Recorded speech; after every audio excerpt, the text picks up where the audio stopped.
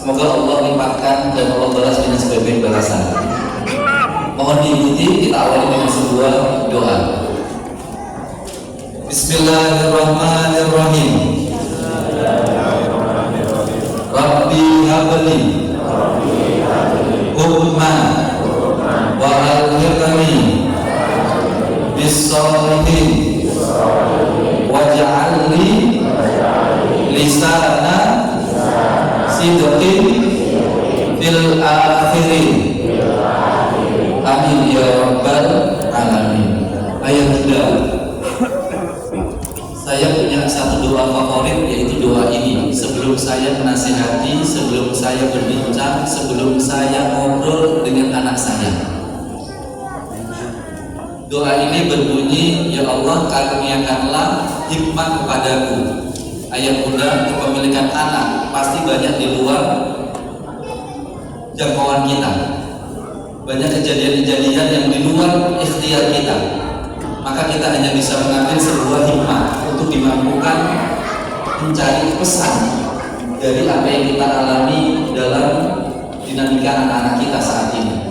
Yang kedua, wa alhiqni bis-sholihin, kumpulkanlah kami dengan orang-orang yang solih, sebagaimana saat ini ayah Bunda berkumpul dengan orang-orang yang baik. Pun juga tentunya kumpulan yang terbaik adalah kumpulan keluarga. Tapi yang menarik adalah kalimat yang ketiga, waj'alni lisana sidqin fil akhirin.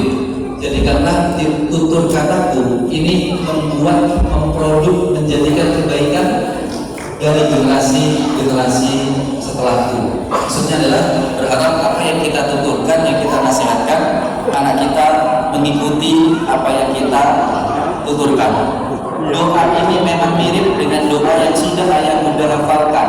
Doanya Nabi Musa, Rabbis shrahli wa yassir. Sambil ngobrol boleh ya ayah saya? Siap. Ayah, putranya berapa di sini? Putra saya satu di sini. Di sini kedepannya kemudian dan makin membutuhkan. Oh, masya Allah. Istrinya? Istri saya sih betul. Oh, sekolahnya di sini. Oh, satu juga. Satu. Istri satu juga ya. Anak satu. Saya kira satu aja.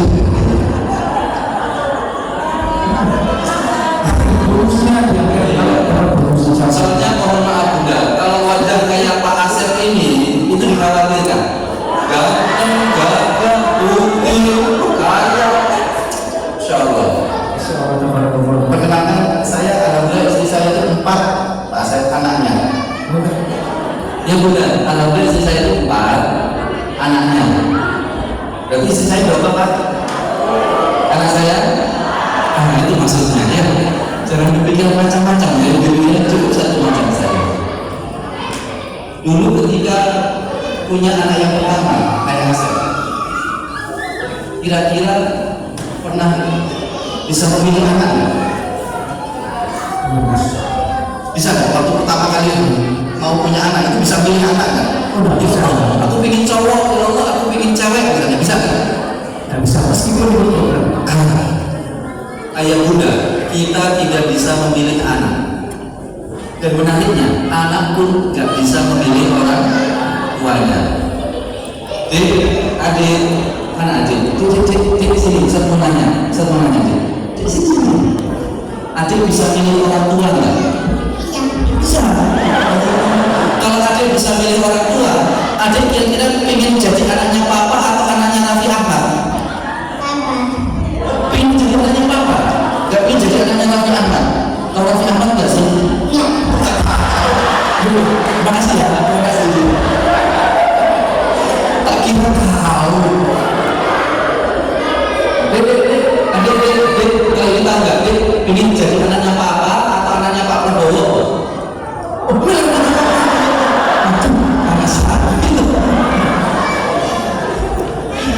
Ayah Bunda, kita nggak bisa pilih anak.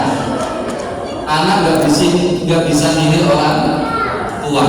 Kenapa? Karena anak dan orang tua pilihan Allah. Wa rabbuka yahdimu man yasha'u wa yakhtar.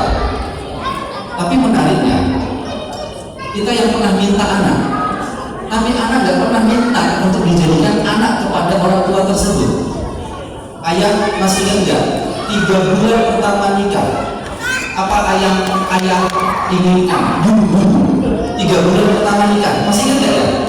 Ayah masih ingat 3 bulan setelah nikah? Masih ingat? Lupa? Nikah lagi. Biasanya kan kalau setelah 3 bulan nikah itu kan kunjung-kunjung ke rumah Pak D Budi, mohon maaf Bunda. Lalu kan ditanya sama Pak D Budi, apa Bunda biasanya pertanyaannya? Wis isi tanya. Yang stres siapa ya? Siapa Bunda yang stres? Ibu, istri kepikiran, suami santai, cukup bulan ya. Lalu apa yang ayah juga lakukan? Minta sama Allah, ya Allah keturunan, ya Allah keturunan. Anak bukan pilihan kita, orang tua bukan pilihan anak, tapi masalah anak adalah hasil permintaan kita. Anak gak pernah minta, kita minta sama Allah dikasih. Pertanyaan saya, kalau kita minta kalau Allah kasih, itu namanya hak milik atau hak pakai? Mohon maaf ayah, saya memang style saya itu menyampaikan seperti ini. Saya bertanya, ayah menjawab. Karena bagi saya, tausiah, sharing itu adalah komunikasi 2 arah. Saya bertanya, panjenengan merespon. Panjenengan bertanya, saya menjawab. Komunikasi 2 arah, namanya tausiah. Nanti ada komunikasi 1 arah ayah, khutbah. Kemarin Jumat, tahu ya? Apa namanya? Ada sesi pertanyaan enggak? Khotib nanya misalnya, kan dia ada, itu namanya komunikasi 1 arah, namanya khutbah. Nanti ada komunikasi 3 arah, namanya akad nikah. Ayah ingat akad nikah dulu? Ingat nggak? Kalau lupa, sudah tidak ayahnya.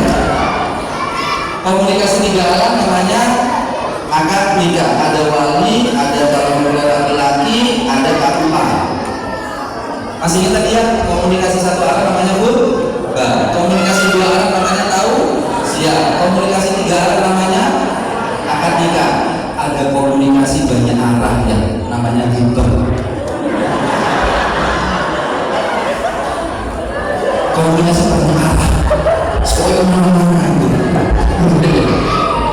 Nah, udah yang saya hormati. Berarti ketika kita minta Allah kasih, itu berarti mohon maaf, bukan hak milik, hak pakai. Kenapa? Karena kalau hak pakai pasti akan dinilai pertanggungjawaban. Ayah tolong jawab secara logika. Ayah lebih suka hak milik atau hak pakai? Secara logika ya. Hak milik atau hak pakai? Hak milik. Oke, silahkan. Tapi kalau saya pribadi, saya lebih memilih hak pakai. Contoh, suatu saat ada seorang bapak-bapak menelpon saya, Ustaz, saya sudah beli mobilnya saya kasihkan ke Ustaz. Singkat cerita, mobil itu dikasihkan ke saya, Pak. Hadiah buat saya. Lalu, tapi saya tolak Bunda. Mohon maaf Pak, saya terima mobilnya, tapi kalau mobil ini ditaruh di rumah Bapak saja. Tapi kalau saya mau beli, nggak saya pinjam Pak. Ustaz pakai saja. Singkat cerita, mobilnya nggak saya miliki. Mobilnya menjadi hak pakai saya. Setiap saya telepon beliau, saya kemanapun, pasti mobil itu ready di depan rumah saya, Pak. Dengan semua yang sudah oke. Pertanyaan saya, kalau saya memiliki mobil itu ayah, apa yang saya pikirkan? Pajaknya, servisnya, olinya, lain-lain. Tapi kalau saya cuma hak pakai, Pak, saya besok ke Jogja. Kapan Ustaz? Besok. Siang Ustaz jam berapa pagi? Pak, mobil itu datang dengan bensin full, ada drivernya, bahkan minuman itu sudah ada di samping pintu. Pulang-pulang mobilnya langsung dibawa, saya cuma tinggal istirahat. Ini namanya hak pakai. Tapi namanya hak pakai ada tanggung jawab. Bunda, saya mau nanya nih tentang Bunda.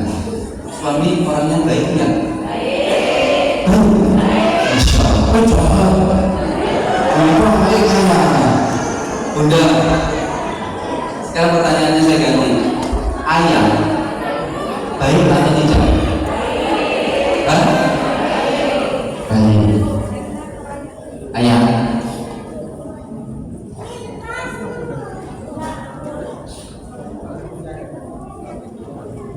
Dalam hidup ini paling banyak aturannya dalam konteks keluarga itu adalah untuk ayah dan untuk bunda. Saya tulis di situ, asiknya hidup karena ada aturan. Insya Allah Indonesia besok melawan Australia. Kira-kira yang menang siapa ya? Kamu suka? Kamu suka bola? Oke, ayah paling asik nonton bola itu apa? Karena ada ayah kalau asik nonton bola, semuanya nonton bola itu karena ada apanya? Ada apa enggak? Ada bolanya. Oh, ada golnya. Pertanyaan saya ada bunda, asiknya nonton bola karena ada golnya atau karena ada aturan golnya? Contoh, bola melewati garis putih namanya masih dua ya, bisa out, bisa gol. Kenapa? Karena bedanya garis putihnya itu kalau di antara dua tiang namanya gol, kalau di luar tiang namanya out. Berarti ada aturan gol, di mana gol itu garis putih tapi yang di antara dua tiang. Coba kalau main bola gak ada aturan gol, pokoknya bola melewati garis putih, gol, gol, gol, gol, kena kayu, gol, misalnya. Apa yang terjadi? Nonton bola gak seru. Berarti asiknya nonton bola atau apapun itu, asiknya itu kalau ada aturan. Dan menariknya kehidupan kita itu sudah diatur oleh Allah. Dan aturan paling banyak itu berada di tangannya ayah. Kenapa? Semisal aturan di dalam agama kita, kalau saya sebut aturan Allah itu ada dua ayat. Aturan yang tampak dan aturan yang tidak tampak. Aturan yang tampak namanya syariat. Aturan yang tidak tampak namanya takdir. Dan menariknya sikapnya para ulama mengatakan, kalau engkau ingin menikmati aturan Allah yang takdir, yang tidak tampak, maka biasakan kamu ikuti aturan Allah yang tampak. Analoginya seperti inilah.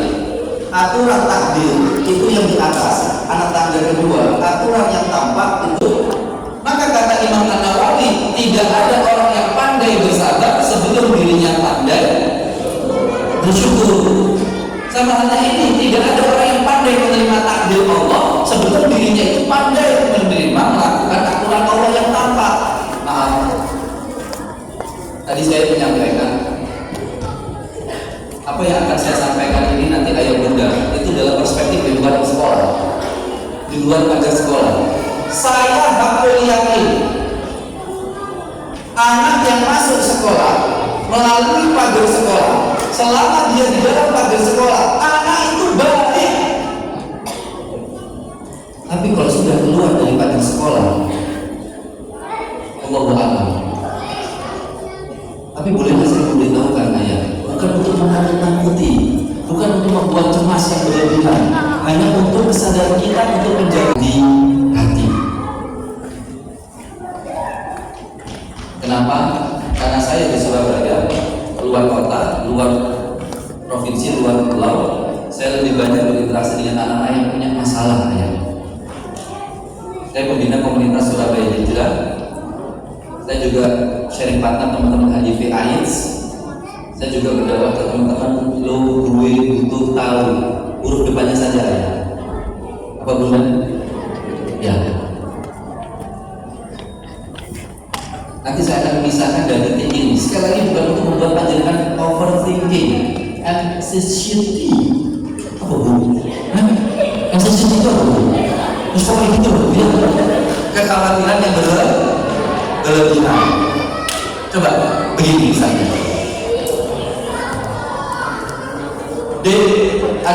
Saya mau bertanya ayah. Kalau ayah pas masa ini dengan anak, tiba-tiba di rumah itu software 5 halaman, apa yang ayah rasakan saat menyusun itu? Happy apa stres ya? stres. Padahal sebelumnya ayah happy, senang. Akhirnya bukan menjadi minimal, bisa jadi menjadi rumah, tembok atau apapun lah. Maka ikuti aturan Allah, maka kita akan bisa menikmati takdir. Mengapa? Maaf ayah bunda, banyak saya temukan orang tua yang tidak bisa menerima takdir masa depan anaknya gara-gara dirinya tidak melakukan apa yang sudah menjadi aturan Allah. Contoh, kita ambil satu ini saja. Maaf ayah bunda, saya mengambil contoh yang tidak biasa. Saya mengambil ini adalah dalam konteks bukan pada ayah bunda kejadiannya ini. Oh, tidak diikuti. Asli, bukan. Perceraian. Klinya. Siapa bunda? Ya? Suami istri bukan, anak bukan, keluarga bukan. Jangan lupakan pertanyaan saya. Mudah nggak dipraktekkan ini?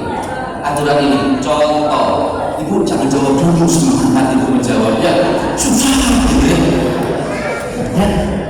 Apa kita kasih contoh? A suami, B istri, menikah punya anak 2. Lalu kemudian pisah. Cerainya 9, cerainya tanggal 9 jam 10 pagi. Si A boleh nikah nanti kapan ya? Si suami boleh nikah nanti kapan? Halo? Langsung bu. Ini sudah kelihatan. Urusan ini kita para suami semua ya, pokoknya gaspol gitu ya. Si suami menikah dengan C. Oke? Pertanyaan saya, suami kalau mengikuti aturan Allah Al-Baqarah 237 ini, maka si suami harus mengucapkan apa? Ayat tentang mantan istrinya kepada istri barunya, mengatakan apa? Kebaikan-kebaikannya. Bayangkan, A menceritakan mantan istrinya kepada suaminya yang baik. Pertanyaan saya bunda, apa konsekuensinya? C akan istri barunya akan cemburu. Urusan cemburu itu nggak usah diajari ya. Sudah spesialisasi di bidang itu. Itu kalau mengikuti Al-Baqarah 237, resikonya istri yang baru akan cemburu. Tapi kalau kita baru, si A ini tidak mengikuti Al-Baqarah 237, si A yang ini, mantan suami ini, apa? Maka A menceritakan keburukan-keburukan mantan istrinya kepada istri barunya. Otomatis istri lamanya, mantan istrinya, apa? Marah pada marah dan ingin balas dendam. Maka pertanyaan saya, apa yang dilakukan mantan istri untuk membalas dendam mantan suaminya karena menjelek-jelekkan dirinya? Dia akan menjelek-jelekkan mantan suaminya kepada anaknya. Ingat anaknya tadi 2, dan biasanya hak asuh anak dipegang oleh ibu. Maka ibu akan menjelekkan tentang mantan suaminya kepada anaknya. Suami tidak mengikuti aturan ini, ibu tidak mengikuti aturan ini. Apa yang terjadi?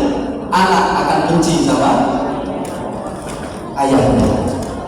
Dan tahu tidak ayah bunda, kalau sudah anak benci sama ayahnya, apa yang terjadi ayah?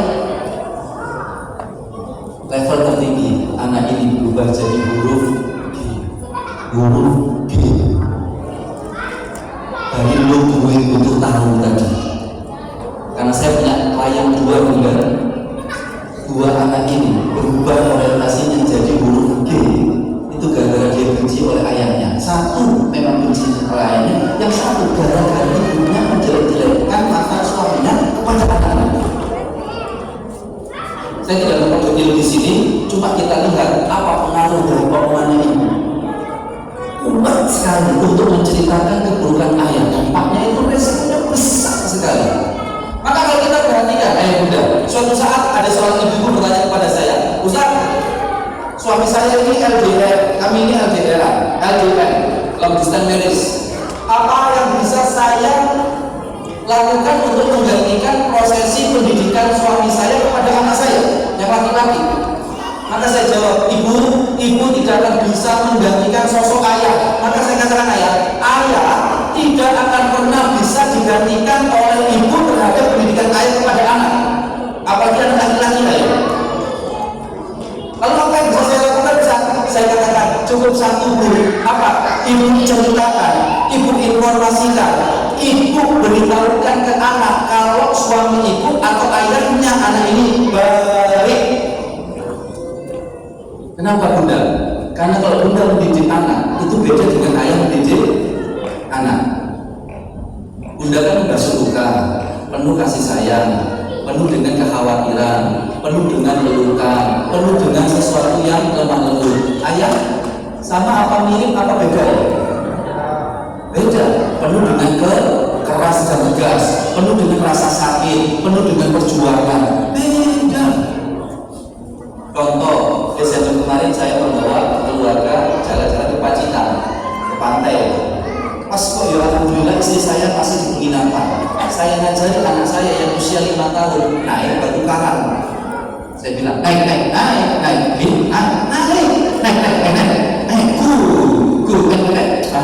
sakit dikit nggak apa-apa, naik parah saya. Tiba-tiba istri saya muncul. Melihat anak laki-lakinya 5 tahun naik batu karang, apa yang terjadi bunda? Turun.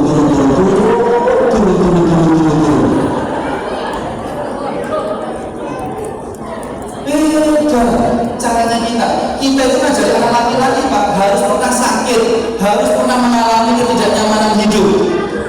Maka ibu tidak bisa sendiri menggantikan suami. Yang bisa ibu lakukan adalah menceritakan kebaikan suami atau ayah kepada anak. Dari mana kisah ini? Kisah Ibunda Hajar dengan Nabi Ibrahim dan Nabi Ismail. Masih kan kisahnya kan ayah? Tentang momentum Idul Kurban. Ismail bayi, Ibunda Hajar ditinggalkan. Ismail pergi, Ibrahim pergi menuju Palestina. 15 tahun gak pernah ketemu si ayah yang bernama Nabi Ibrahim ini. Ujuk-ujuk ketemu sama Nabi Ismail yang sudah remaja, lalu berucap, nah bapak mimpi tadi malam diminta untuk menyembelih kamu, gimana pendapatmu? Kata Nabi Ismail, al-mantuk mansata cikini insyaallah minasobirin. Pada surat As-Saffat itu lakukan ayah, lakukan, gak apa-apa. Itu kalau kisahnya Nabi Ibrahim sama Nabi Ismail. Kalau kisah itu kita bawa sekarang ya, zaman now. Ada bapak naruh bayinya sama istrinya langsung ditinggal pergi 15 tahun, gak diapa-apain, gak diurus, gak dijemput, gak dikasih nafkah. Tiba-tiba 15 tahun kemudian si ayah mendatangi anaknya, lalu berucap, bapak mimpi di kabupaten nyawamu, gimana pendapatmu? Apa jawaban anak zaman now Pak? Sampai cak dulu sampai mati aku udah bisa nembak. Maka pertanyaannya, kenapa kok Nabi Ismail taat sama Nabi Ibrahim? Ternyata para ulama sirah menyampaikan karena Ibunda Hajar menceritakan kebaikan Ibrahim kepada Ismail. Nah, ayahmu memang gak ada sama kamu, tapi ayahmu Masya Allah, ayah yang baik, ayah yang taat, ayah yang soleh, ayah yang tanggung jawab. Sehingga di mindsetnya Nabi Ismail, ayahnya ini keren. Sekali ketemu sama Nabi Ibrahim langsung taat. Tapi kalau ibu-ibu jangan tahu, ditanya sama anaknya, bu, bapak gak mulai terus menangi dulu bapak. Ibu jangan tahu dijawab. Dia biasa jawaban yang udah lancar. Iya, bapak itu bosan nih. Kita ini jadi bapak itu kita nggak boleh.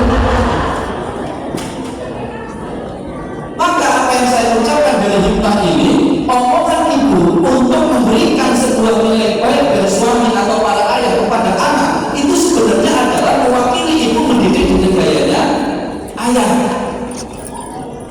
Maka kalau ini tidak diikuti, takdir nanti akan sulit kita nikmati. Ayah bunda, ketahuilah banyak kisah di dalam Al-Quran itu yang membicarakan ayah. 14 kisah anak Abu Zulaikha ya, kalau ada namanya Abu Zulaikha di Al-Quran gak ada nama Abu Zulaikha kok, tenang aja Pak, ya gak ada. Namanya itu oknum istri pejabat. Itu lebih tepatnya ya. Ketika Nabi Yusuf tertarik dengan oknum istri pejabat itu, walakat hamad bihi wa amma biha, kok Nabi Yusuf yang saat itu Nabi itu tertarik dengan perempuan itu, ingin melakukan sebuah hal yang maksiat tapi tidak jadi ya. Ini kalau kita breakdown panjang, saya di Mojokerto tadi pagi ini itu memang membahas tadabbur surat Yusuf, sudah sekian tahun belum selesai. Kisahnya Nabi Yusuf ini menarik, tapi singkatnya adalah kenapa kok Nabi Yusuf nggak jadi?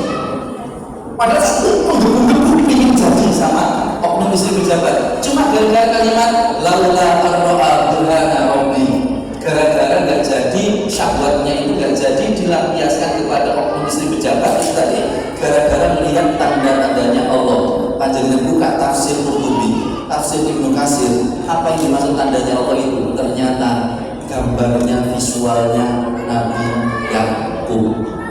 Siapa Nabi Yakub yang terhadap Nabi Yusuf? Ayahnya. Urusan syahwat ini urusan yang abu-abu apa yang jelas ya? Urusan syahwat. Dulu syahwat ya? Yes? Yes! Loh, ayah ini syahwatnya itu lebih daripada bulan. Sepakat ya? Kok ayah masih sedikit yang jawab? Gak punya sahabat Pak ya? Mohon maaf ya, ya bunda. Kalau pun ada adik-adik ini mohon maaf. Tapi saya beritahukan, saya di Family Counselor, salah satu lembaga di Surabaya. Mulai saya usia 5 tahun, ayah bunda, telinga saya ini selalu memberikan permasalahan problematika rumah tangga. Usia saya 5 tahun, kelas 5 SD, 5 tahun, kelas 5 SD. Di rumah orang tua saya, pokoknya divorce, cerai, telinga saya. Bukan maksudnya bapak ibu saya divorce, bukan. Karena ibu kandung saya itu kerja di pengadilan tinggi agama. Ini saya di dunia permasalahan rumah tangga. Apa yang terjadi? Singkat cerita saya simpulkan, bunda tolong dengarkan. Kalau kebutuhan dasar suami 3 ini saja terpenuhi, insya Allah tidak ada permasalahan yang parah, selingkuh dan lain sebagainya. Saya beritahukan ya, kesimpulannya, kembalinya ada ya. Kebutuhan dasar suami bunda 3, tolong diingat. 1. SEX, 2. Freedom, 3. Pride. Sengaja saya pakai bahasa Inggris soalnya nanti kalau ada yang tahu kan juga enak. Yang pertama SEX, yang kedua Pride, yang 3 Freedom. Pride itu apa Pak? Dibanggakan. Coba bapak kalau nggak dibanggakan sama istri, Pak Wolan kok dulu terus. Saya yakin bapak sudah mulai nyubil sama istri. Tapi kalau bapak bagaimanapun ibu banggakan, menang al-rijal qawwamuna 'alan nisa. Yang kedua freedom, diberikan kebebasan. Bapak coba bayangkan, selama 30 hari berturut-turut ibu nggak pernah lepas 3 meter dari bapak. Sebulan saja kan? Saya yakin bapak stres. Gak serius. Bu, aku mancing, kata istri. Aku bilang ya, ya. Karena saya pertama Pak, gak apa-apa. Bu, aku meeting ya, aku melok, ya. Insya Allah mulai 15 hari ke atas, saya yakin bapak mulai stres. Kenapa Pak? Karena kita butuh freedom, kebebasan Pak. Yang pertama tadi yang SEX tadi, sepakat Pak? Benar, itu kebutuhan dasar bapak kan? Halo? Kalau kebutuhan dasar wanita 5. Serius, benar. Ini bapak-bapak perlu catat ini. Yang pertama, istri perlu disenangkan dengan sesuatu yang jelas, tampak, lahir, konkret, valid. Apa itu? Bisa SEX, bisa itu, atau bisa kesenangan yang memang tampak secara lahir, terasakan langsung. Apa itu? Duit. Ini boleh ya? Itu Pak. Terserah mau yang mana. Tapi kalau bapak pasti nomor 1 itu tadi. Yang pertama duit Pak. Ada berapa tadi Pak? 5. Yang pertama duit, 2 duit, 3 duit, 4 duit. Enggak. Yang pertama kesenangan yang lahiriah. Terserah apapun itu. Yang kedua dipahami. Ibu kalau nggak dipahami sama suami, saya yakin ibu akan KZL. kesel. Ibu kalau nggak dipahami sama suami, ibu pasti kesel. Pak, aku tak arisan sama ibu komite SD Muhammadiyah 11 dulu ya. Kau yang udah turun jemurannya. Suaminya lagi siap bu, ternyata hujan. Lalu kata si suami mengingat-ingat tadi perintahnya, gelokan jemurannya. Itu jemuran. Teles ibu, teles. Pasti teles ibu. Istri pulang. Astagfirullahaladzim. Teles jemurannya. Pak, jangan hilang dong gimana? Enggak, aku lihat TV. Ngerti nggak udah? Ngerti. Lepas kata kita jemurannya sesuai instruksi. Ibu kasih kan ya?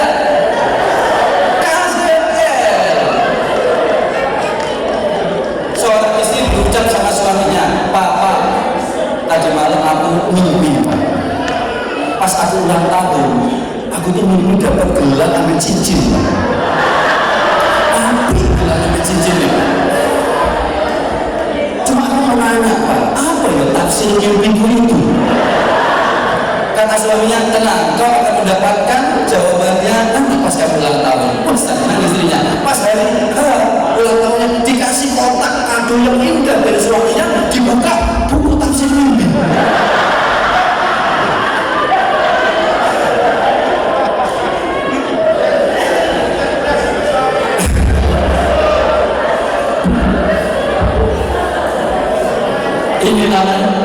Ini namanya KZL BGT. Perempuan itu perlu dipahami, dimengerti. Kalau nggak dipahami sama suami apa tadi bu? Kalau ibu sudah kesel, apa itu jadi kalau ibu sudah kesel? Masalah nanti rumah tangga.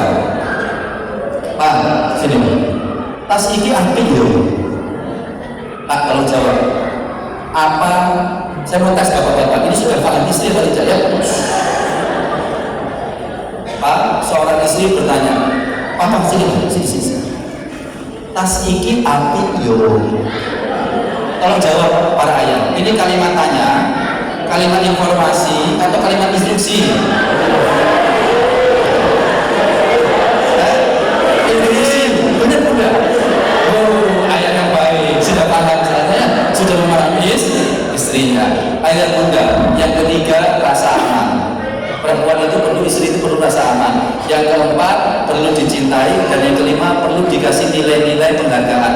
Kalau istri sebelumnya suka menulis, maka setelah menikah jangan hilangkan kebiasaan dia hobi untuk menulis dan seterusnya. Kalau kebutuhan dasar itu selesai dilakukan, maka akan selesai semuanya. Gak akan ada problematika. Maka kembali lagi ayat. Maaf, kenapa ayat yang muncul di sini? Karena ayat penuh dengan ketegasan. Urusan syahwat itu urusan tegas ya, hitam di atas putih. Yang ngajarin itu ayat. Kenapa ayat? Karena urusan syahwat, mohon maaf ini, dinamika anak-anak kita ini syahwat bermasalah. Angkat tangan yang anaknya kelas 6 di sini. Yang laki-laki. Oke, ayah pernah mendengar nggak dari anak laki-lakinya kalau anak laki-lakinya itu sudah mendapatkan I love you dari teman perempuannya? Hah? Ayah tahu nggak ya? Sudah tahu atau belum? Oh belum. Ayah, saya punya anak laki-lakinya.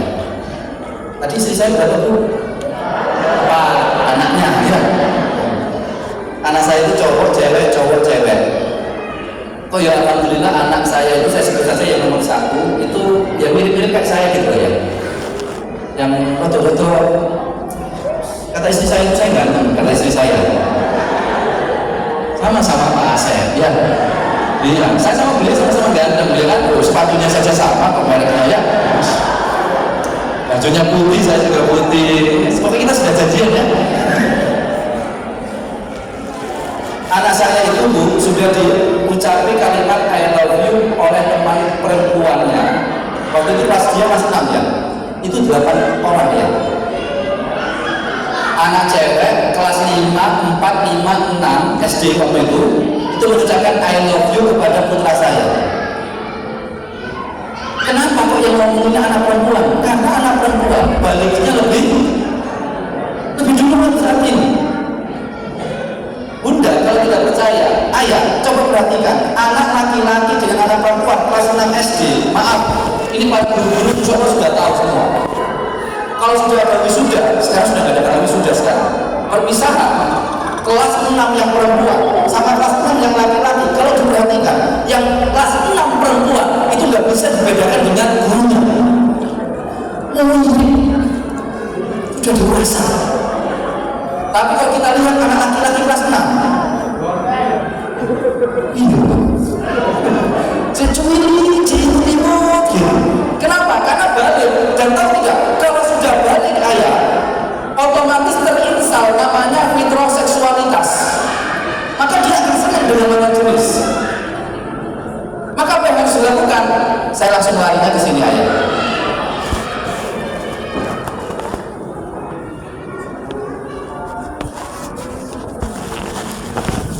Hati-hati dinamika ini di luar ayah.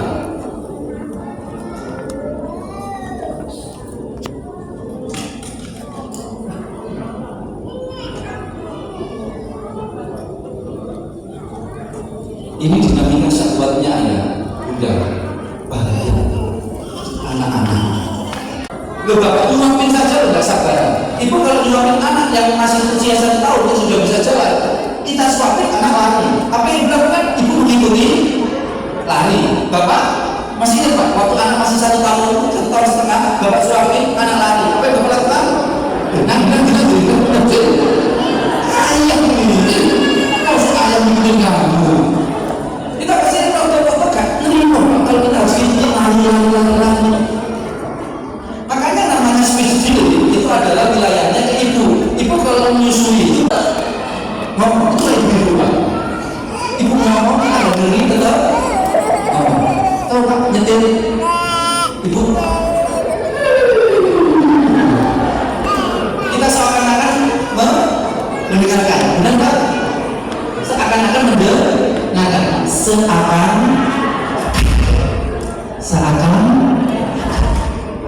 Pak, aku mau gini Pak, paksa ketemu Pak RT, Pak RW, mobil apa? Kita cuma jawab, oh iya. Tapi ibu tetap ngomong. Itulah ibu yang CERE.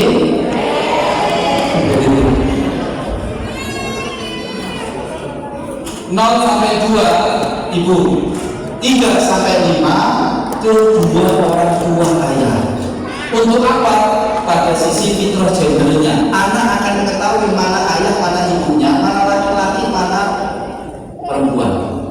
Nah nanti kemudian 6 sampai 10 tahun volume segender ayah, ibu. Kalau anak laki-laki maka didominasi oleh siapa? Pendidikan oleh siapa ya? Segender ayah. Kalau anak perempuan, ibu itu apa? Mengeluarkan fondasi gendernya. Maka 2015 muncul di Republika sebuah berita yang sangat fenomenal. Indonesia Country Fatherless 2015 ya. Tahun 2015 Indonesia adalah salah satu negara yang kehilangan ayah. Efeknya apa ya? Anak jadi kurang cocok ya Pak ya? Gimana? Agak milih-milih gitu gimana? Dan kayak gitu lah, tulang lunak ya serius. Nanti saya ceritakan nanti kasusnya. 10 sampai balik beda gender. Apa itu? Kalau anak perempuan, karena dia sudah mau balik, dia punya sisi intraseksualitasnya, maka dia harus dekat sama ayahnya. Kalau anak perempuan, kalau anak laki-laki dekat sama ibunya. Kenapa? Karena dia mulai suka lawan jenis. Anak saya yang perempuan waktu itu mau balik. Waktu itu saya ada kegiatan membawa rombongan ke Dieng. Saya bilang sama istri saya tajak anak dokter ayah. Selama perjalanan saya ngobrol dengan anak gadis saya. Nah, kamu nanti setelah ini kan senang sama cowok, dan cowok nanti suka sama kamu. nanti kalau kamu ditelepon sama cowok, kamu harus membalas sebagaimana ayah membalas telepon. Dengan apa? Laki-laki tegas, maka kamu nanti harus menjawabnya tegas. Kalau ditelepon sama cowok, ya siap ya. Cara menjawab gimana ya? Pokoknya jawab tegas. Kalau ada cowok telepon, assalamualaikum, jawabnya tegas. Waalaikumsalam. Gitu kan? Apa kabarnya? Baik. Apa yang tanya? Gitu saja. Ya, tapi maksudnya nggak sama segitu aja. Ajari perempuan ini tegas. Kalau nanti dia dipegang-pegang, dia bisa melakukan tindakan yang tegas. Sama halnya anak laki-laki diajari ibunya. Nah, kamu nanti suka sama perempuan, suka sama cewek, tapi tolong ya, kamu nanti kayak kemana? Kamu harus menghormati itu. Jangan kamu lakukan ini, jangan kamu sentuh ini, jangan kamu ini. Yang ngajarin ibunya. Tapi yang paling penting adalah di wilayah itu sebenarnya kenapa urusan syahwat ini urusan yang detail. Maaf, beribu maaf. Ayah harus menjelaskan. Nah, yang namanya gender itu ini, yang ini nggak boleh disentuh, bahkan sama temen cowok yang ini nggak boleh disentuh. Boleh, ayah langsung menyentuh itu boleh, karena masih gender. Dan ayah adalah ayahnya. Sama halnya udah. Yang ini jangan sampai kamu boleh. Bahkan yang cewek nggak boleh itu, yang cowok juga nggak boleh itu. Kenapa itu mudah? Fenomenanya banyak sekali. Terbukti dari mana? Ayat 2 buka. Saya punya aturan handphone di anak-anak saya itu 5. 1. Waktu. 2. Durasi. 3. Lokasi. 4. Situasi. 5. Aplikasi. Mungkin kita sama yang nomor 4, tapi kita lupa yang aplikasi. Pemakaian handphone ada waktunya, sama kayak kita. Pemakaian handphone ada durasinya, sama seperti kita pada umumnya ayah bunda. Pemakaian handphone ada lokasi-lokasi tertentu, iya kita sepakat. Situasi, iya. Tapi aplikasi ayah, saya itu hanya membolehkan anak saya menginstal game itu maksimal 3 di handphonenya. Dan yang tidak biasa adalah per 3 bulan harus di-uninstall. Per 3 bulan. Supaya apa? Supaya tidak jatuh pada kecanduannya. Tapi belum selesai ya. Aplikasi yang panjenengan tahu, Watch apa? Itu panjenengan terbiasa. Tapi kalau panjenengan cek, sekali-kali bahkan nanti malam coba cek. Kalau panjenengan punya putra, mau yang SD, yang SMP, yang SMA, khususnya SD lah, kan kita bisa di SD. Yang kelas 6, kalau Anda punya WA sendiri, tolong cek stikernya. Boleh berbagi kisah. Ayah ada yang pernah menemukan hal yang aneh dari stikernya anak nggak ya? Stikernya anak atau bunda? 1 ya, kekerasan. 2, porno aksi. 3, kejijikan.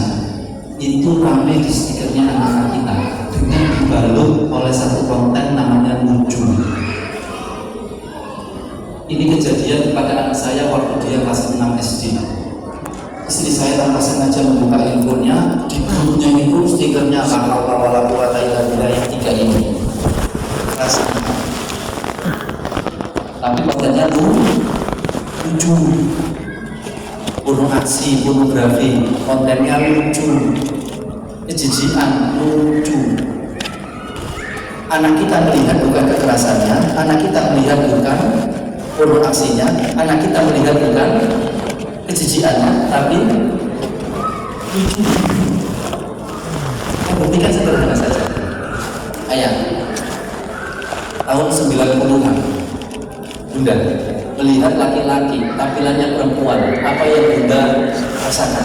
Melihat laki-laki, cowok apa? Top apa tank top? Hah? Oh tank top ya, tank top warna pink ya. Mohon maaf, apa yang ibu rasakan melihat laki-laki berpenampilan perempuan? Coba bunda bayangkan, bapak-bapak di sini pakai daster.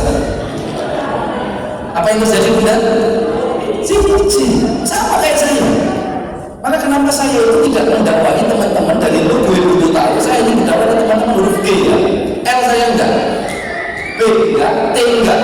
Kalau sama BT itu memang saya tetap BT yang bisa sama transgender, saya nggak bisa. Kalau L, kalau lesbi saya nggak diizinkan oleh istri.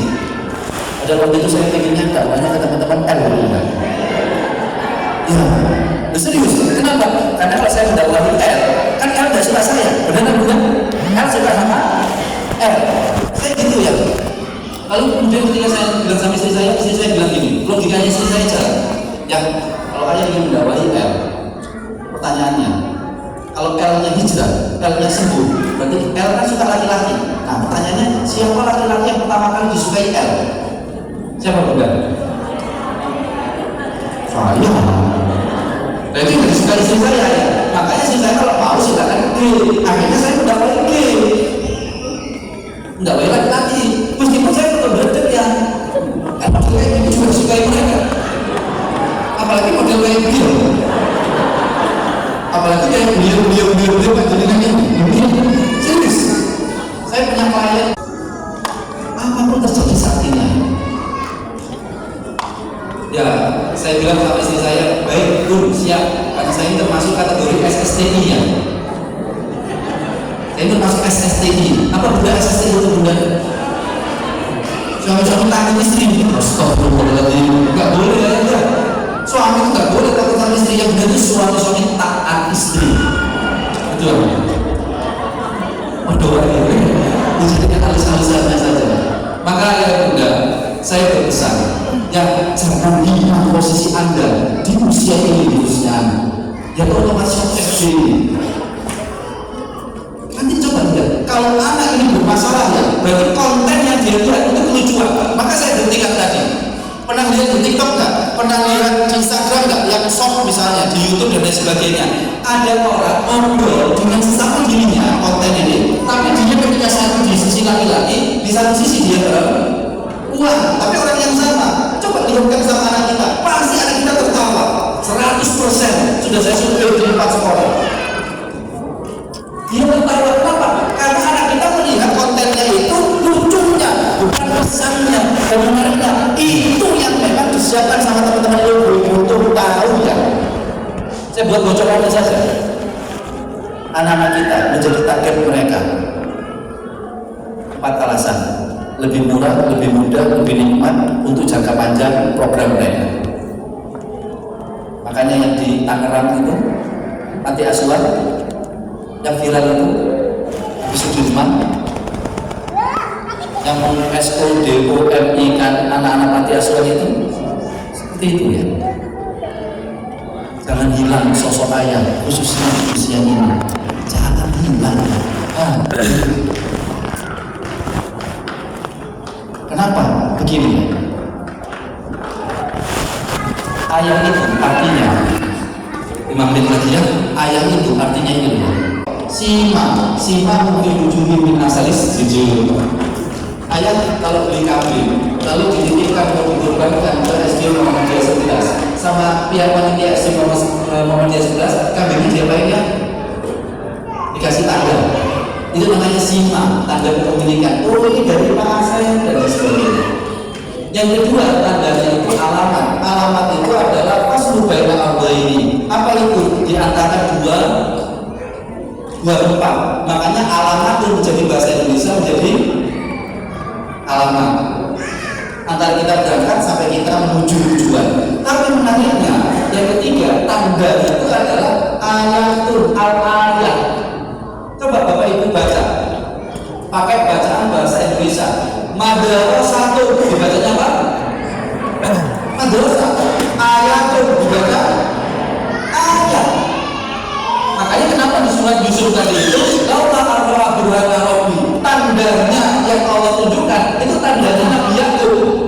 Karena ayat itu adalah tanda menunjukkan kepada kebesaran Allah. Berarti ketika ayat dipanggil sebagai kata ayat oleh anak, itu berarti panjenengan punya fungsi bukan status. Ayah muda punya fungsi bukan status. Apa fungsinya ayah? Mengajak anak untuk mengingat, mengajak anak untuk mengenali Allah dalam kehidupannya. Karena kalau bunda yang mengerjakan hal ini, mohon maaf bunda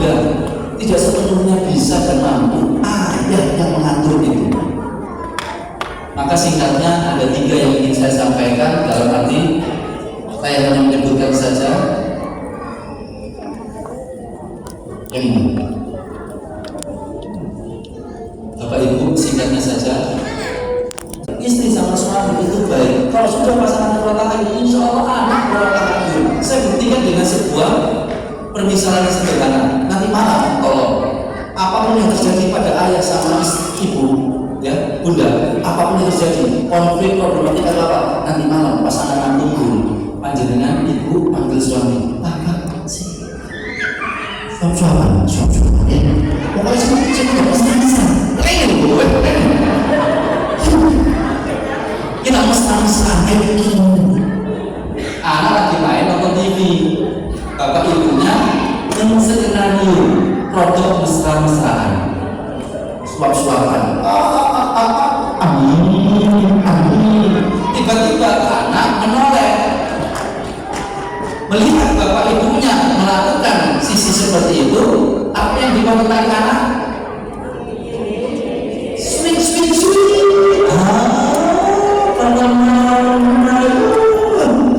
Wajahnya anak, bapak ibu melihat enak enggak?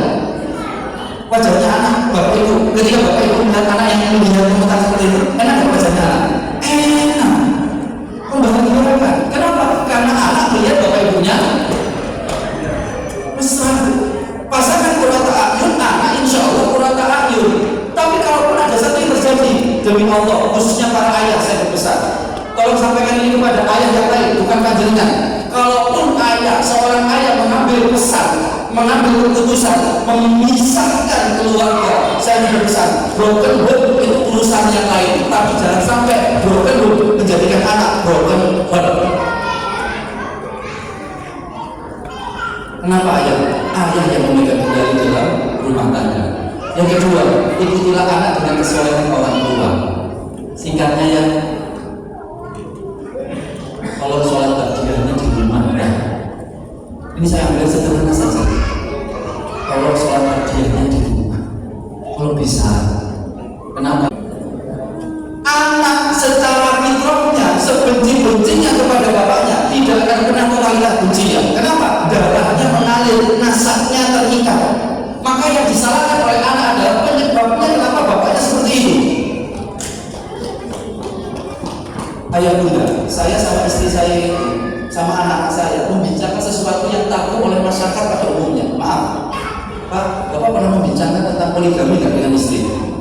Halo? Bukan menang kan? Untuk apa ini?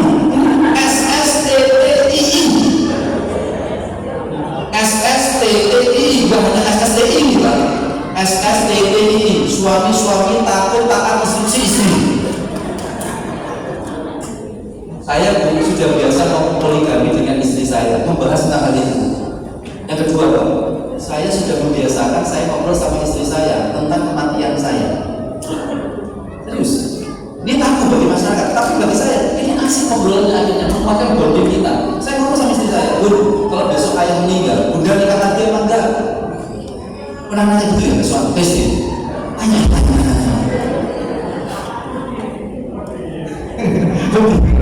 Apa jawaban istri saya bunda? Lebih lagi. Oh, itu berarti tanda tanda jawabannya istri Anda kan? Istri saya jawab, ya. Bahkan bunda yang minta sama Allah kalau bisa bunda dulu yang meninggal sebelum ayah. Lalu saya tanya, gimana kenapa Bun? Soalnya bunda itu nggak bisa hidup tanpa ayah. Lagi seneng-senengnya saya ya, tiba-tiba istri saya tanya balik, saya gantian. Bunda sekarang tanya, kalau bunda tadi kan minta meninggal dulu, kalau bunda meninggal dulu, ayah nikah lagi apa enggak? Nah itu kan gimana jawabannya ya? Ayah kalau ditanya kayak gitu apa jawabannya ya? Hah? Dengan bunda jawabannya? Nah sudah saya wakilkan kan bunda pertanyaannya? Saya tidak jawab gitu aja. Saya jawab pada istri saya, Bun, gak usah nanya pertanyaan yang sudah pasti jawabannya. Biasanya jawaban saya gitu, ayah benar. Maksud saya ya, maaf, saya ngomong sama anak saya, nah kalau bapak meninggal dalam kondisi dakwah, tolong jangan salahkan dakwah. Apa itu dah? anak saya yang pertama sering saya bahas tentang kematian saya, karena saya ingin meninggal saat berdakwah. Saya ngomong sama anak saya, ayah ingin meninggal saat berdakwah. Maaf, kalau anak mencintai ayahnya, lalu ayahnya meninggal karena sebuah sebab, kira-kira disalahkan sama anak? Ayahnya apa sebabnya? Sebabnya. Maaf ya, betapa banyak ada anak gak mau melanjutkan usaha ayahnya. Tahu kenapa ya? 2 kasus sudah saya temui. Karena waktu kecil bapaknya meninggalkan anaknya demi membangun bisnis itu. Anaknya sakit hati dengan aktivitas bapaknya membangun bisnis itu. Apa yang dilakukan oleh anak? Balas dendam, gak mau melanjutkan bisnis bapaknya. Omsetnya sudah 30 M ya. Sama halnya saya, ayah semuanya ini. Kita sering keluar rumah meninggalkan anak. Mau nggak mau pasti anak itu merasa nggak enak, bahkan nanti nggak suka dengan kita. Tapi fitrahnya anak nggak pernah benci dengan kita kok. Pasti nanti yang ditarik kebenciannya itu ada kepada faktor yang lain. Oh bapak mungkin betul terus ini karena kerja, nanti yang dibenci pekerjaan kita. Oh bapak mungkin uang ini dapat terus, nanti yang dibenci dakwahnya. Sedangkan saya ingin dakwah saya dilanjutkan anak saya. Panjenengan ini perusahaan panjenengan dilanjutkan oleh anak panjenengan. Tapi kalau anak sudah merekam jejak masa lalunya, yang gara-gara faktor X itu bapak tidak dekat sama aku, maka anak tidak akan melanjutkan. Maka yang ajak obrolan-obrolan seperti ini, ikutilah dengan kesalahan anak orang tua. Kenapa tidak sholat dia? Agar panjenengan pulang dari masjid kita sholat, anak lihat bapak masya Allah kalau masjid sholat baik pak. Terus kita niatkan sholat yang kita lakukan itu untuk kesolehan anak kita. Dan terakhir, jadi orang tua yang asik dan menarik, tertarik dan menarik. Kalau bahasa saya di sini ayah,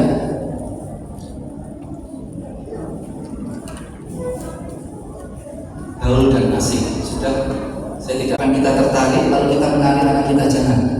Maksudnya adalah panjenengan tertarik dengan stylenya anak, dengan hobinya anak, dengan sesuatu apapun yang anak-anak sukai, maka panjenengan akan menjadi sosok yang tertarik di mata anak. Berarti saat panjenengan menjadi orang yang menarik di mata anak, sehingga anak akan selalu ingin dan dekat dan lekat dengan para ayah. Dengan keterbatasan waktu yang ada, sementara ini dulu yang dapat kami sampaikan. Ayah bunda, sebuah ulus untuk para ayah, kebanggaan saya untuk para ayah. Jawabannya bunda sampaikan jawaban ini kepada suami, dan suami sampaikan jawabannya kepada istri. Nanti malam saja. Nanti malam. Gue tambah ribut, gue tambah kasmaran ya, nanti silakan dijawab. Itu ada pertanyaan hiburan dari saya. Terima kasih. Saya kembalikan kepada ayah Asep. Masya Allah, terima kasih. Tepuk tangan buat Ustaz itu. Terima kasih buat pembahasan.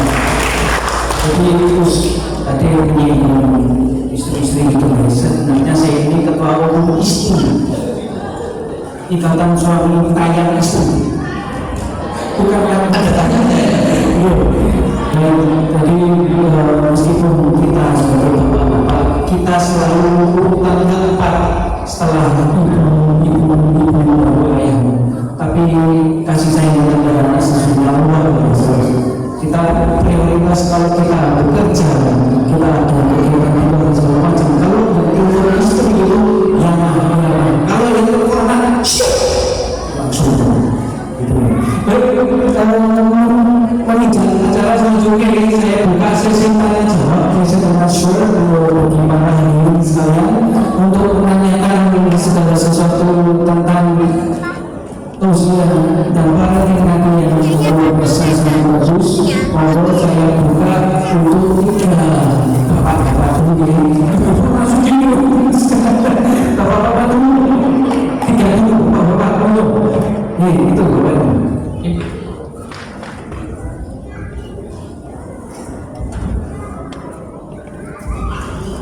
Ya Pak, monggo diperkenalkan dengan siapa, dari mana? Assalamualaikum warahmatullahi wabarakatuh. Waalaikumsalam warahmatullahi wabarakatuh. Nama saya Bayu Abdulrahmati, wali murid dari Humaira kelas 1 materi hari ini Mas Allah dan apa namanya di saya pribadi terjadi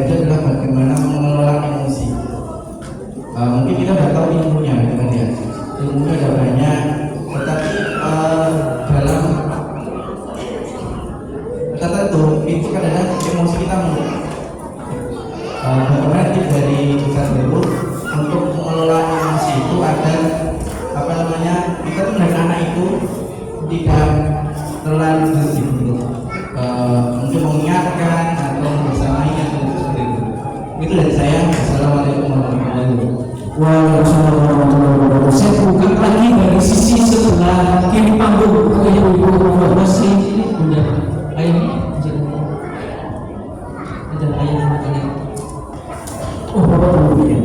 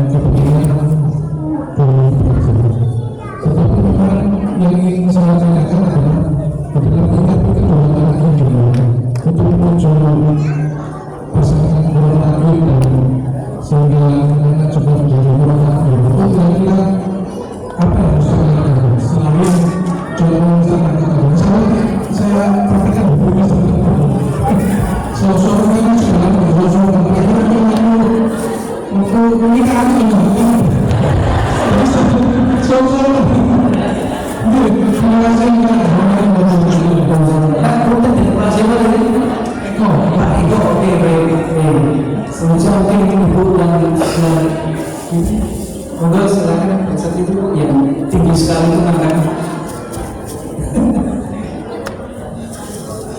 itu belakang itu yang di belakang kiri.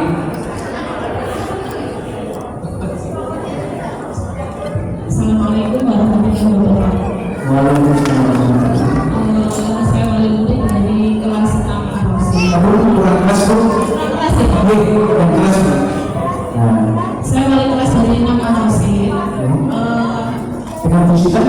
Dengan Ibu Amalia. Ibu Amalia. Oke, moga bu. Ini yang menarik dari tema kali ini kan antara ayah, antara ada dan tiada ya Ustaz. Dan jarang sekali di sekolah-sekolah itu ada tema seperti ini ya Ustaz. Yang saya tanyakan itu seorang ayah ini kan tanggung jawabnya itu besar sekali Ustaz. Menurut Ustaz, sosok seorang ayah itu dalam sebuah keluarga itu lebih utama itu secara fisik atau mungkin dukungan hanya sekedar finansial dan emosional seperti itu Ustaz. Oke. Terima kasih. Wassalamualaikum warahmatullahi wabarakatuh. Terima kasih atas pertanyaan. Nanti kita lagi sebelumnya dia Ustaz dulu nanti pertama dari apa yang lagi emosi lanjut cek tentang perbedaan anak dan keluarganya lanjut sosok seorang ayah yang seperti Kemudian itu yang pertama sama yang kedua itu ada kaitannya antara emosi dengan menjadi pasangan bermata air. Yang pertama itu adalah suami istri harus saling berkenalan lagi ya. Dulu sebelum menikah saya dapat ilmu ini, lalu kemudian saya praktekkan setelah menikah. Saya berkenalan dengan istri, maka kalau ini pesan ini kepada putra-putri panjenengan yang mau menikah. Kalau pertama itu jangan ngapa-ngapain, jangan macam-macam, sama macam kenalan. Saya masih ingat waktu itu saya kenalan diri saya kepada istri saya. Salah satunya saya perkenalkan, saya ini anak Surabaya. Saya ini dididik keras. Bahkan ketika saya di pondok pesantren, saya itu bagian keamanan. Yang kerjaannya bagian keamanan kalau ayah tahu lah, bagian memperek santri. Tahun 96. Saya di pondok juga bagian ini. Pokoknya keras lah hidup saya bilang. Maka saya ini orangnya pemeramen. Saya sampaikan ke istri saya waktu itu. Lalu yang saya ajukan kalimat tanya, kira-kira kalau saya emosi, apa yang ingin kamu harapkan? Maksud saya kami itu pada istri saya. Jawaban istri saya waktu itu cuma simpel aja. Bisa diem nggak? Bisa diem nggak? Pas emosi bisa diem nggak? Apa yang terjadi? Saya katakan iya, saya akan diem. Dan menariknya belasan tahun lebih saya menikah hingga saat ini, sekalipun saya tidak pernah berteriak kepada istri saya. Pertanyaan berikutnya, lalu kepada anak bagaimana? Ini bedanya. Lalu saya bilang sama istri saya setelah kemudian memiliki anak, karena saya temperamennya arek astoe, saya ini astoe, dulu astoe, arek Surabaya kuliah. Apa yang saya bilang ke istri saya? Urusan anak laki-laki, tolong saya menjawabkan porsi. Maka untuk anak laki-laki, bahkan apa ya, untuk anak perempuan, saya bisa bicara keras. Kenapa? Karena anak kita kalau nggak diberikan sebuah dinamika yang seperti itu, maka khawatir nanti akan dalam kehidupan dia berikutnya menjadikan sebuah permasalahan hidup. Semua anak, kalau saya menggunakan bahasanya Bob Sadio, kalau perusahaan itu sudah dipegang generasi ketiga, berarti siapa? Ayah. Siapa? Cucu. Maka itu otomatis perusahaannya itu turun. Kenapa? Karena cucu itu hidupnya dari kecil selalu nyaman.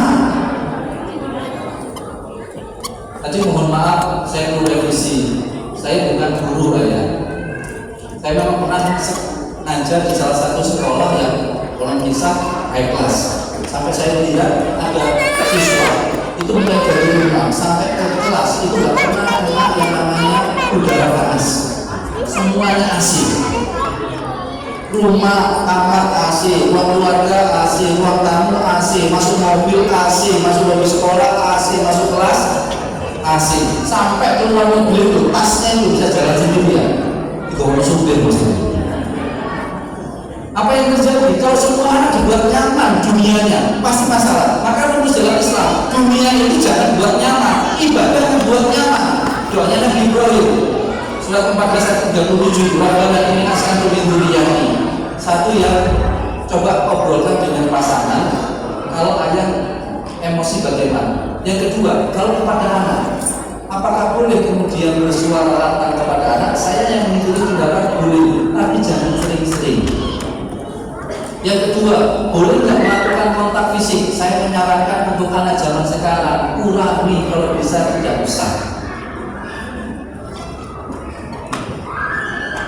Dan yang ketiga ya, bagaimana kalau benar-benar marah? Saya menyarankan coba ayah pakai treatment silent aja. Kok bisa ini? Karena ini yang dicontohkan oleh memang beberapa sahabat menyampaikan ini. Contoh Abu Talha. Lihat kalian Abu Talha dikisahkan oleh Ummu Sulaim. Abu Talha datang, kemudian dilayani istrinya dari perang jihad, lalu kemudian dia itu dikuasai oleh istrinya, lalu diberitahukan tentang anaknya yang sudah meninggal. Apa yang dilakukan oleh Abu Talha? Ummu Sulaim menceritakan dalam riwayat ini, kata waktu lalu meninggalkan aku mendatangi Rasulullah. Suami kalau kondisinya marah, jangan lama-lama menyulut marahnya. Kenapa bunda? Contoh, ya ayah marah dengan istri. Di sini diajak jalan-jalan ke Gunung Fuji. Apa jawaban istri saya? Enak deh, ngaku-ngaku terus. Tek ya, tek di sini. Dia bilang Allah. Besoknya saya nanya sama panitia, Mas, kita kemana hari ini? Kan ini Ramadan belum saja, masih 3 hari lagi. Hari ini kita jadwalnya ke Disneyland Tokyo. Saya bilang ganti. Kemana Ustaz? Ke museum. Ditanya istri, ya jalan-jalan kemana hari ini? Saya jawab museum. Apa jawaban istri saya? Oh iya. Besoknya ya, hari terakhir sebelum Ramadan, saya minta ke perpustakaan. Serius, saya ke perpustakaan. Ditanya sih, jalan-jalan kemana dia ini? Perpustakaan. Coba kalau saya jawab, jalan-jalan kemana hari ini? Disneyland Tokyo. Apa jawaban istri saya?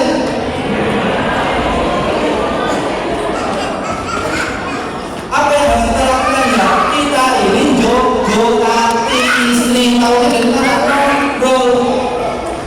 Ayah itu harus keluar rumah. Kalau ayah di dalam rumah, saya katakan seminggu saja ayah stres karena retina mata kita ya untuk area yang luas. Hantar mata kita ini ya, butuh area yang luas. Ibu-ibu nggak butuh area yang luas, cukup dalam rumah, karena retina ibu itu bacanya itu ayah gampang nyari kunci mobil di atas meja, aneh. Bu, kunci ini kunci motor, dulu meja, isi gak? Itu. Lalu suami nanya,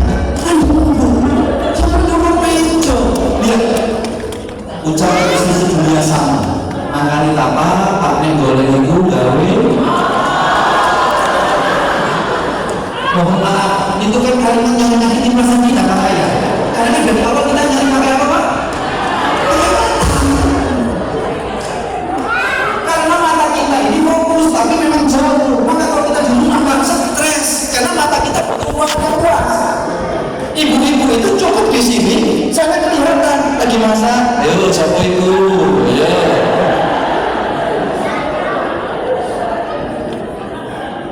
Maka karena panjenengan harus keluar dan alhamdulillah keluar memang dengan panjenengan tolong kenalan lah. Yang terakhir ibu, saya tahu ibu bertanya ini maksudnya apa? Karena saya memahami pesannya yang ibu ucapkan. Kan ibu perempuan harus apa tadi Pak? Kemudian dasarnya dipahami. Ini maksudnya itu ibu menyinggung pada semua ibu. Dan sudah main. Oh iya, ya saya tantang lagi. Kalau istri ngomong ini, apa pesannya? Pak, aku lagi masak, saya jam 4, anak-anak di sekolah. Apa pesannya Pak? Nah, suami cerdas. Bu, saya jawab singkat, tapi saya mengarah ke ayah ya. Jadilah suami ayah yang ada secara fisik dan secara psikis. Saya tidak minta di antara dua itu, duanya yang. Maka ya, Anda harus tahu anak secara fisiknya dan secara psikisnya. Tahu pun caranya menguji Bapak, tahu perkembangan anak fisik dan psikisnya gampang. Bapak kalau nanti keluar ikuti Bapak. Pak, tolong oleh kaos dari aneh kaos. Bapak ukurannya tahu nggak Pak? Bapak bingung ukuran apa? Emang kasih yo. Singkat cerita, benar dibelikan ukurannya salah. Istri langsung ngomong, Bapak ini Bapak sih nggak ngerti tubuh kembang anak. Tapi Bapak berpikiran cerdas. Sebelum pergi lagi keluar kota, Bapak ukur anak. Cocok guys, untuk aman yang ditakoni oleh-oleh. Ibu ngetes kepada suami, Pak, tolong oleh-oleh ya buat anak.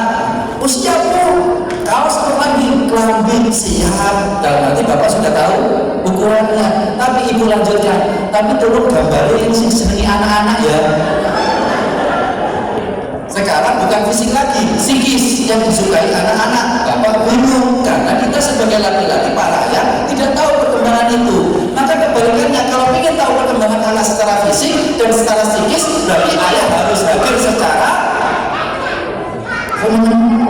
fisik dan psikis. Gak hanya cukup ngasih finansial. Meskipun ibu tadi suka duit, tapi ibu juga perlu sebuah kehadiran ayah dalam mendampingi pendidikan anak. Terima kasih Gus untuk pertanyaan yang kedua dari Pak Eko tadi terkait karakter anak yang berbeda.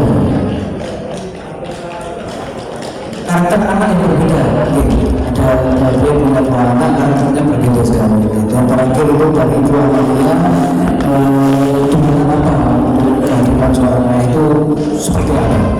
Ayah, satu prinsipnya tadi sudah saya sampaikan, karakter itu bisa berubah. Anak saya laki-laki dua ya, itu niru ibunya, pendiam. Karena takut itu dibandingkan adiknya yang perempuan, takut. Sedangkan anak perempuan saya semuanya lebih memberani. Tapi bagi saya tidak mempermasalahkan itu. Kenapa? Selama anak itu belum balik, maka pertumbuhan karakter itu bisa gampang berubah-ubah, bisa terbolak-balik. Maka manfaatkan potensi gampang terbolak-balikkan. Jangan terlalu khawatir dan sensitif, terlalu overthinking dengan bahwa anakku tambah pendidikan misalnya, jangan. Insya Allah lebih mudah. Nanti yang susah kalau sudah pada level SMP, SMA, karena dia sudah punya argumentasi sendiri. Apa yang bisa dilakukan? Saya cuma selalu memberikan sebuah alternatif solusi, semoga bisa diaplikasikan. Bapak, ketika usia yang tadi, pola asuhnya biasakan ngobrol berdua dan tanpa ada intervensi dari pasangan. Bapak misalnya nih ngomong dengan anak laki-laki, tolong Bapak ngomong sama istri, Bu, aku mau didik anak ini, tolong yang ini aku sendiri ya, jangan ikut-ikutan dulu. Misalnya Bapak ingin membuat anaknya itu ngobrol, tidak hanya baca dia, Bapak ingin kemudian acara anak itu rame, maka silakan Bapak ajak. Kalau bisa hanya dengan Bapak, bukan kemudian dengan Ibu. Kenapa? Karena kedekatan anak kepada orang tuanya akan gampang kok merubah. Kenapa? Karena fitrah anak adalah fitrah visual. Saya ulang lagi, fitrah anak itu fitrah visual. Dia gampang berubah mengikuti apa yang dia lihat, dia dengar, dia interaksi dengannya. Maka coba Bapak lihat, anak lebih suka panjenengan atau artis Korea? Ayo Pak. Pak, anak lebih suka panjenengan atau artis Korea? Hah? Siapa Bu? Gampangnya saja, apa yang di display picture-nya anak, apa yang di wallpaper-nya anak. Karena dia sering melihat, dia akan terubah dengan apa yang dia lihat. Maka saya mengajarkan kepada anak saya, usahakan ya fotonya bapak sama fotonya ibu jangan sampai hilang di display picture kalian atau di wallpaper kalian. Kenapa? Apapun yang dia lihat dengan anak usia SD ke bawah, dia mudah terubah dari visual. Biasakan seringkali kan untuk berinteraksi dengan anak. Insya Allah input kebaikan bisa kita lupakan dari karakter-karakter yang menurut kita belum tentu baik, meskipun memang pendiam itu juga baik dalam kondisi tertentu. Sementara jawaban saya seperti itu kan berpasangan Allah. Alhamdulillah. Terima kasih. Terus kalau saya ada pertanyaan lagi untuk masyarakat kita ketika saya mau saya buka untuk pertanyaan ibu yang dari tadi itu segera terus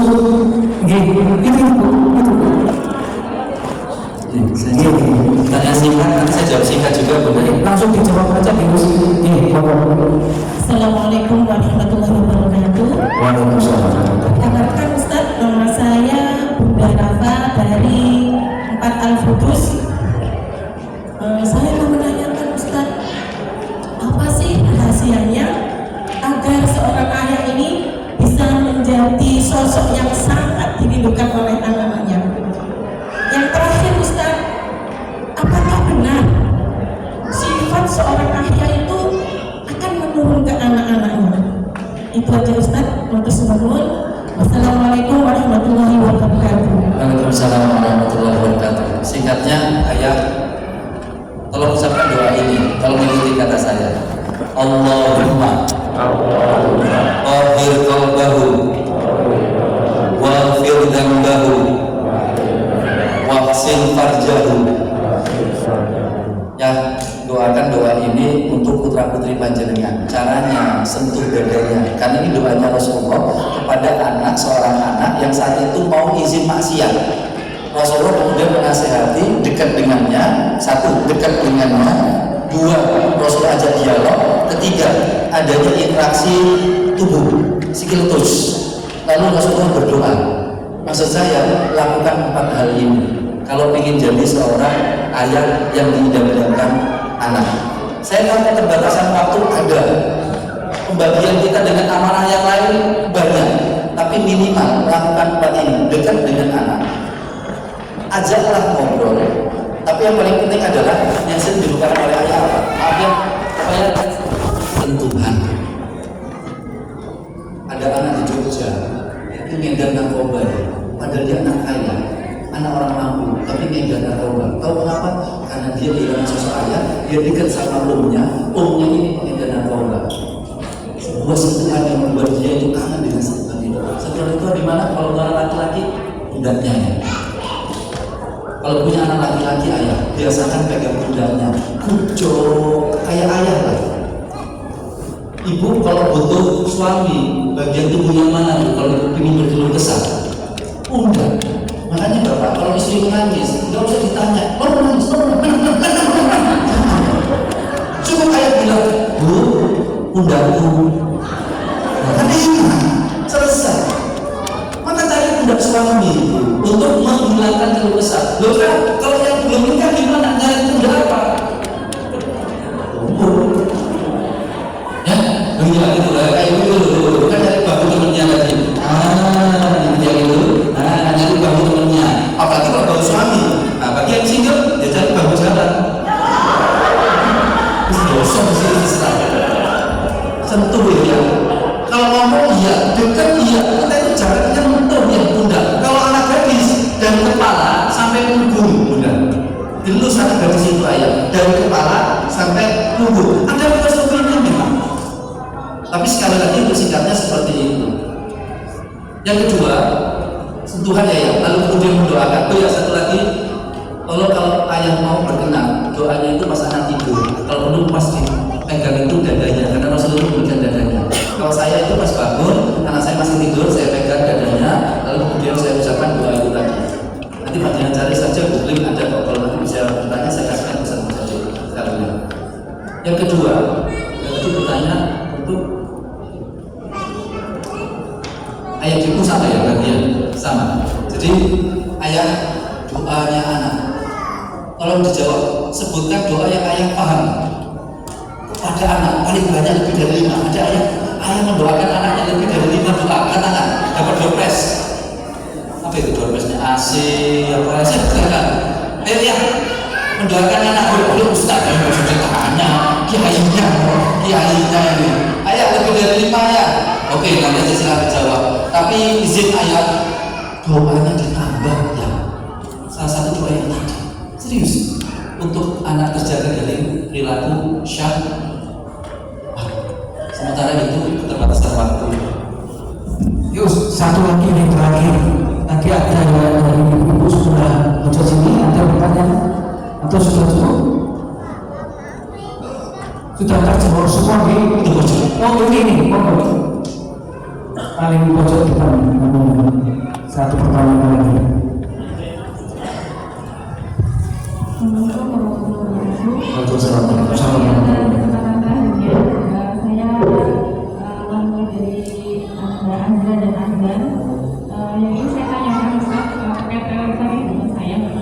Jadi saya dan suami LDM, bagaimana mengusulkan ayah yang ada ketika memang kita terpisah jarak dan jaraknya lumayan lama, mungkin sebulan hanya sekali ketemu.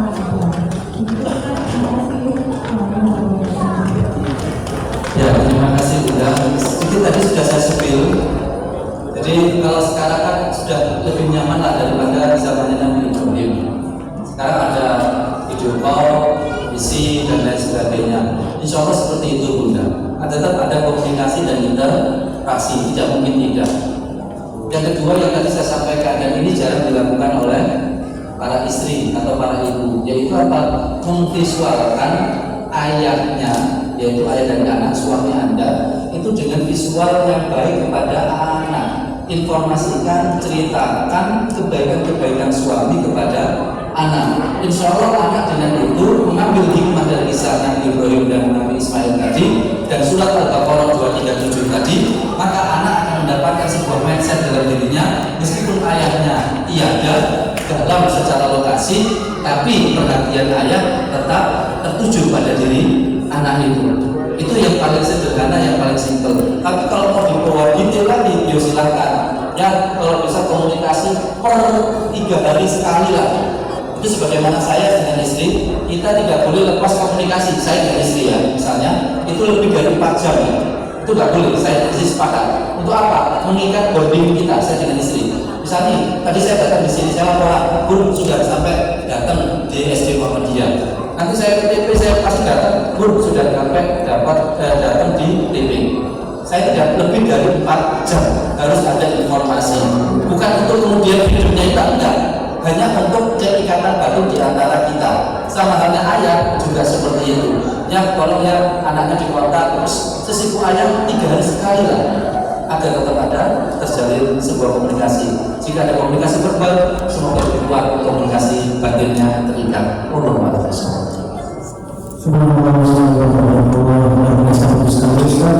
Saya rasa sangat mengenal ya tiap interview saya yang saya bilang di dalam diskusi saya. Jadi bapak-bapak semua di sini juga berterima kasih Ustaz untuk semua tausiahnya yang membawa bapak dan kita semua. Untuk acara selanjutnya kami serahkan